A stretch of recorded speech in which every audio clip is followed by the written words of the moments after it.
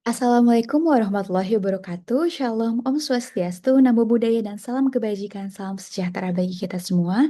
Perkenalkan, nama saya Magfiri Liza Fajriani, nomor induk mahasiswa 25 garis miring PHK garis miring 13527 dari kelas A dari mata kuliah TPA 1. Di sini saya akan menjelaskan mengenai tugas 1 terkait surat keterangan waris pribumi dari dosen pengampu Ibu Triniken Tias SH. Di sini saya akan menjelaskan mengenai motivering dari kasus posisi yang telah diberikan oleh Ibu Triniken tersebut. Bahwa pewarisan adalah suatu peristiwa perpindahan hak dan kewajiban dari seorang yang meninggal dunia atau disebut sebagai pewaris kepada orang yang masih hidup atau ahli warisnya. Ketika seseorang meninggal dunia, maka terjadi proses beralihnya harta peninggalan pewaris pada ahli warisnya.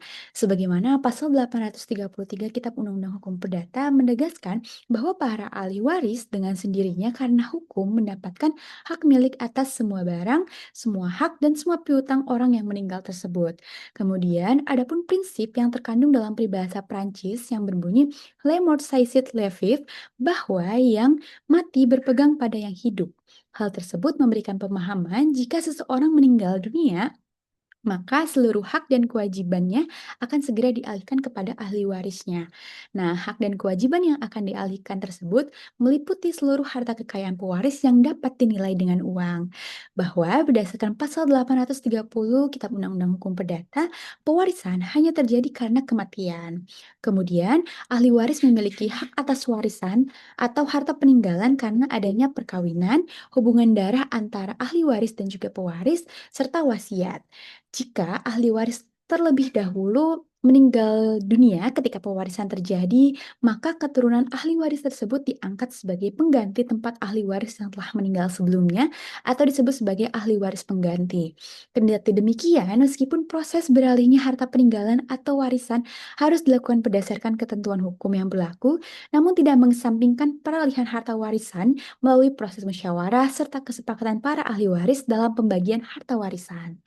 Perlu kita ketahui bersama juga bahwasannya sistem hukum waris di Indonesia tidak dapat dilepaskan dari latar belakang sejarah bangsa Indonesia pada masa penjajahan Belanda, yang salah satu dampaknya adalah adanya penggolongan penduduk yang membentuk beberapa golongan, yaitu golongan Eropa, golongan Timur Asing, serta golongan Bumi Putra. Penggolongan tersebut menyebabkan berlakunya pluralisme hukum dalam sistem hukum perdata, khususnya dalam hukum waris.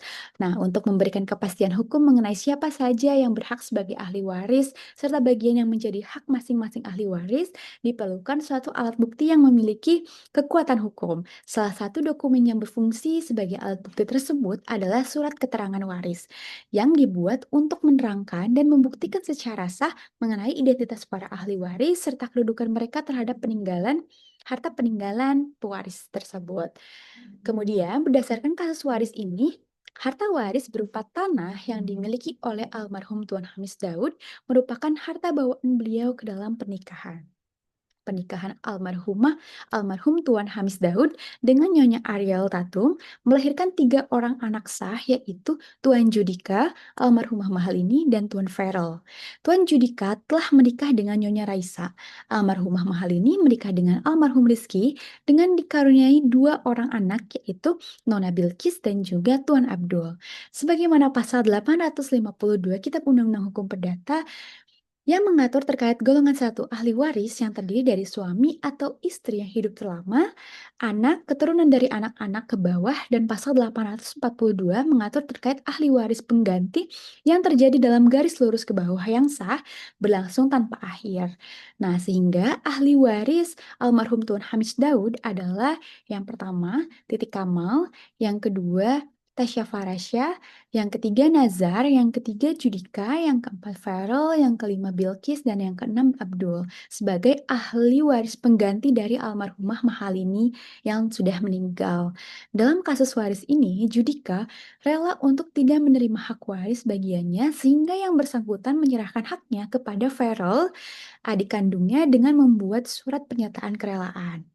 Kemudian, sebagai pewaris, almarhum Tuan Hamis Daud bertempat tinggal terakhir di Kabupaten Sleman, tepatnya di Jalan Kaliurang, kilometer 5, Kelurahan Catur Tunggal, Kecamatan Depok. Sehingga pembuatan surat keterangan waris serta pengesahannya disaksikan oleh kedua saksi dan disahkan secara resmi oleh Kepala Desa atau Lurah Catur Tunggal dan Camat Kecamatan Depok. Nah, harta warisan yang dimiliki oleh almarhum Tuan Hamis Daud di daerah Sleman itu berupa 6 bidang tanah yang akan dibagikan atau dialihkan kepada ahli waris dihitung beserta pajak warisnya. Adapun nilai perolehan objek pajak yang tidak dikenakan pajak atau NPOPTKP daerah Sleman adalah 1 miliar. Dengan perhitungan yaitu hak yang diterima dikali NJOP dikurangi NPOPTKP dikali 5% dikali 50%. Kemudian, pembagian warisan tersebut dilakukan berdasarkan musyawarah mufakat para ahli waris dari almarhum Tuan Hamis Daud tentunya. Telah disepakati bersama bahwasannya sertifikat hak milik nomor induk berusaha H13.04.00034720.0 diberikan kepada Judika, namun yang bersangkutan rela untuk menyerahkan haknya kepada Feral sehingga tanah tersebut menjadi miliknya Feral. Yang kedua, sertifikat hak guna bangunan dengan nomor NIB 13.04.00034721.0 diberikan kepada Bilkis dan juga Abdul sebagai ahli waris pengganti dari almarhumah Mahalini. Yang ketiga, sertifikat hak milik nomor 0110 diberikan kepada Feral. Yang keempat, sertifikat hak milik nomor 0120 diberikan kepada Tasya Farasya. Yang kelima, sertifikat hak milik nomor 0125 diberikan kepada Nazar dan sertifikat hak milik nomor 0135 diberikan kepada Titi Kamal selaku istri terakhir dari almarhum Hamis Daud. Nah, berdasarkan kasus waris ini, Tasya Farasya tidak dapat menghadiri sidang waris sehingga akan dihadiri oleh kuasa yang bersangkutan dengan dibuatkan surat kuasa ketidakhadiran sidang waris yang mana akan dikuasakan kepada adik pewaris yang juga seorang ahli waris yaitu Nazar. Ketika harta warisan telah dibagikan kepada masing-masing ahli waris, Tasya Farasya melakukan jual beli tanah miliknya sehingga di kemudian hari perlu membuat surat kuasa menjual, akta jual beli, dan juga akta pembagian hak bersama. Selain itu, dihitung juga terkait PPh dan juga BPHTB milik Tasya Farasya. Adapun cara menghitung PPh dari penjualan tanah milik Tasya Farasya adalah 25% dikali total nilai jual objek pajak atau NJOP dan biaya perolehan hak atas tanah dan bangunan atau BPHTB tadi adalah BPHTB sama dengan 5% dikali NJOP dikurangi NPOTKP. Kemudian tadi sudah saya jelaskan bahwasannya pewaris di sini adalah Tuan Hamis Daud, ahli warisnya adalah Titi Kamal, Tasya Farasya, Nazar, Judika, Feral, Bilkis dan Abdul sebagai ahli waris pengganti almarhumah Mahalini. Adapun harta waris dari almarhum Tuan Hamis Daud, yaitu yang pertama sertifikat hak milik NIB 13.04.00034720.0 yang berletak di Catur Tunggal seluas 2.500 meter persegi dengan nilai pasar 2 juta per meter persegi. Yang kedua, sertifikat hak guna bangunan NIB 13.04.00034721.0 berlokasi di Catur Tunggal juga seluas 1.300 meter persegi dengan nilai pasar 2 juta meter persegi. Yang ketiga, sertifikat hak milik nomor 0110 seluas 300 meter persegi yang berletak di Catur Tunggal dengan nilai pasar sebesar 4 juta meter persegi. Yang keempat, sertifikat hak milik nomor 0120 Catur Tunggal seluas 1 juta meter persegi, letaknya masih sama di Catur Tunggal juga, dengan nilai pasar 5 juta per meter persegi. Yang kelima, sertifikat hak milik nomor 0125 yang berletak di Condong Catur seluas 1.200 meter persegi dengan nilai pasar yaitu sebesar 1.500.000 per meter persegi. Yang keenam, sertifikat hak milik nomor 0135 yang berletak di Sinduadi seluas 1.000 meter persegi dengan nilai pasar sebesar 2 juta per meter persegi. Nah, dokumen yang perlu dipersiapkan yaitu kita akan membuat surat-surat surat-surat dokumen yang perlu dibuat, yaitu yang pertama, surat pernyataan keterangan waris, yang kedua ada surat pernyataan pemilikan tanah, yang ketiga surat pernyataan pembagian waris, yang keempat surat pernyataan kerelaan, yang kelima surat kuasa ahli waris Tasya Farasya untuk menghadiri sidang waris, yang keenam surat kuasa menjual tanah milik Tasya Farasya. Sebagaimana penjelasannya sudah termaktub atau sudah saya cantumkan dalam soft file dari motivering itu sendiri. Kemudian dokumen atau berkas yang perlu dipersiapkan sehubungan dengan akta yang akan dibuat, yaitu almarhum Hamis Daud. Berkas yang diperlukan adalah berupa akta kematian, akta perkawinan, dan juga kartu keluarga. Yang kedua, almarhum Ariel Tatum. Yang diperlukan adalah akta kematian, akta perkawinan, dan juga kartu keluarga. Titik Kamal, akta kelahiran, akta perkawinan, KTP, kartu keluarga. Almarhumah Mahalini, berkas yang diperlukan adalah akta kematian, akta perkawinan, kartu keluarga. Judika, yang diperlukan, berkas yang diperlukan adalah KTP, kartu keluarga, akta kelahiran. Farel, yang diperlukan, berkas yang diperlukan adalah KTP, kartu keluarga, akta kelahiran. Tasya Farasya, berkas yang diperlukan adalah KTP, kartu keluarga, akta kelahiran. Nazar, berkas yang diperlukan adalah KTP, kartu keluarga, akta kelahiran. Bilkis, berkas yang diperlukan adalah KTP, kartu keluarga, akta kelahiran.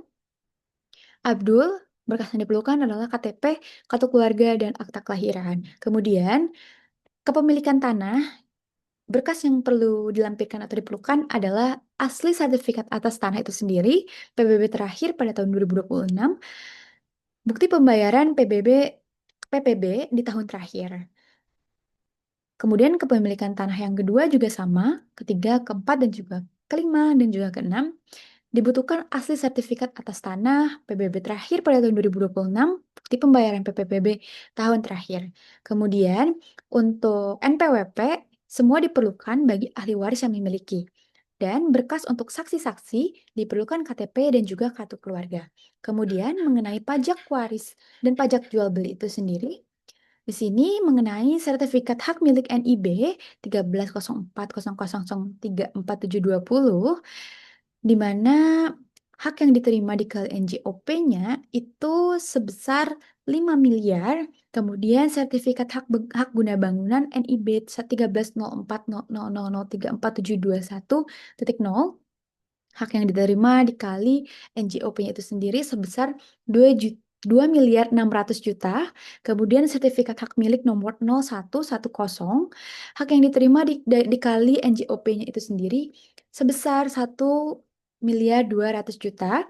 Kemudian sertifikat hak milik nomor 0120, hak yang diterima dikali NJOP-nya itu sendiri sebesar 5 miliar. Sertifikat hak milik nomor 0125, hak yang diterima dikali NJOP-nya itu sendiri sebesar 1,800 juta, 1 miliar 800 juta. Sertifikat hak milik nomor 0135, hak yang diterima dikali NJOP itu sendiri sebesar 2 miliar. Dengan total, hak yang diterima dikali NJOP dari sertifikat hak milik yang pertama sampai ke-6 milik almarhum Tuan Hamis Daud, yaitu sebesar 17 miliar 600 juta. Kemudian, jika kita ketahui bersama nilai perolehan objek pajak yang tidak dikenakan pajak yang telah disebutkan tadi atau NPO-TKP daerah Sleman adalah 1 miliar. Kemudian pajak warisnya sendiri, maka hak yang diterima dikali NJOP dikurangi NPO-TKP dikali 5% dikali 50% ialah 17 17 miliar 600 juta dikurangi 1 juta sama dengan 16 juta, 16 miliar 600 juta, sehingga pajak warisnya adalah sebesar 415 juta karena itu sudah dikalikan dengan 2,5%. Kemudian untuk pajak jual beli yang dilakukan oleh Tasya Farasya, di mana sertifikat hak milik nomor 0125 itu, yaitu hak yang diterima dikali NJOP-nya adalah sebesar 1 miliar 800 juta dan PPh-nya 2,5% dikali total NJOP itu sendiri, maka pajak jual belinya senilai 45 juta. Kemudian BPHTB-nya yaitu dengan akumulasi NJOP dikurangi NPOTPK, NPOPTKP dikali 5%, di mana NPOP TKP jual beli daerah Sleman ini senilai 80 juta yang kemudian maka BPHTB dari pajak jual beli yang dilakukan oleh Tesya Farsya ini senilai 86 juta rupiah. Kemudian ada beberapa gambar pembagian 6 bidang tanah yang sudah saya lampirkan dalam dokumen tugas TPA 1 ini dan juga beberapa surat-surat akta ataupun surat-surat pernyataan, keterangan, kerelaan, dan juga yang lainnya sudah saya terapkan juga pada file ataupun dokumen dari tugas TPA 1 ini. Sekian penjelasan dari saya. Mohon maaf apabila masih terdapat banyak kekurangannya. Terima kasih atas pelajaran yang telah diberikan oleh Bu Triniken. Semoga sehat selalu. Wassalamualaikum warahmatullahi wabarakatuh.